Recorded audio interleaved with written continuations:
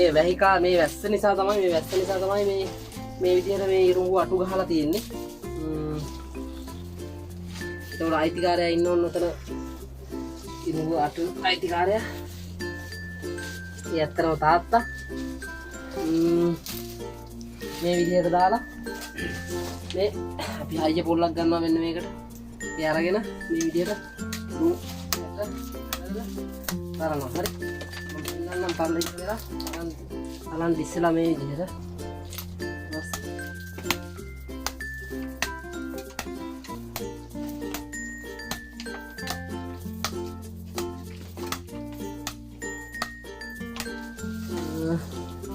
තරණ යද්දි මෙන්න මේ වගේ වෙනවා.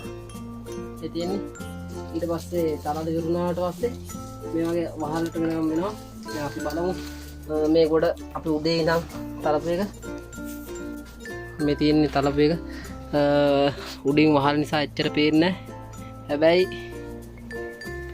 මේ විදිහට තමයි ඉරුම් වහලු ටික ගන්න පුළුවන්. අපි එක එක අටු ටිකක වීඩියෝ ටිකක් මේකට ඇටච් කරන්නම්. බොලගන්දාවල කොහොමද ඉරුඟු ඇට ගන්න වේලන්නේ කියලා. හරි අපි මේ දැන් බලමු මේ අටුව ගැන විස්තර ටිකක් අපි තාත්තා කියයි කොහොම වෙන්නේ කියලා. මේ ඉන්නේ තාත්තා. ඇතුළට ගිහින් මලා තාත්තා පෙන්නලා පොඩ්ඩක් කියන්නකෝ අටු කොහොමද ගහන්නේ මොකටද හේතුව කියලා. අපි අටු ගහන්නේ වැහි කාලෙට මේ අපිට ඉරුම් හදන්න වෙන්නේ කරන මේ පහුවෙන නිසා. එහෙම නිසා අපි වැහි කාලෙට අටුවක් ගහනවා. මේ ඉරුම් අවුවේ දාන්න බෑ වහින නිසා වාගෙන වහිනවා. මේ සති ගණන් වහින ඒක නිසා මේ දාලා තියෙන්නේ මේ අටුවට ගින්දර දාන්න ඇටෙන් අටුව මැස්ස ගහලා මේ යට උඩට මේ අටුවට දාලා වේලලා උඩට තලනවා. මෙන්න මේ විදිහට තමයි මේ අටුවේ අස්ස ලොකු කණු දාලා මේකේ අස්සට දර දානවා. මේ පරණ ගෙදරන් නිසා තමයි මේක මේ විදිහට කරන්නේ. නැත්තම් එළියෙන් ගහන්නේ. ඔව් නැත්තම් එළියෙන් ගහන්නේ. මේ ගෙදර පරණ නිසා මේ යට දුම උඩට අල්ලන නිසා උඩට දානවා ගේ ඇතුළටම. මේ වහලු මලු තියෙන්නේ.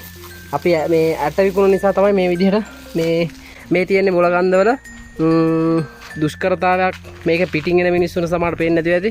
එනකොට කටුක භාවයක් උපරිමයෙන්ම තියෙනවා. මොකද මෙතන ඉඳන් පටන් ගත්තොත් රන්දනිකර අබේ භූමියට මායිම් වෙන්නේ කලින්ගෙන් කරදර.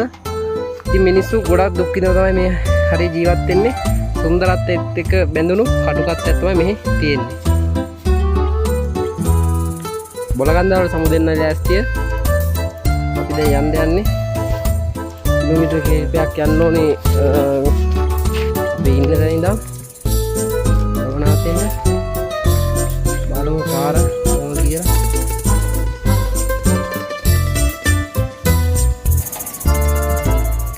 මේ අලින්ගෙන් බේරෙන්න ඉදි කරමින් පවතින කියන්නේ හදන අට්ටාලයක්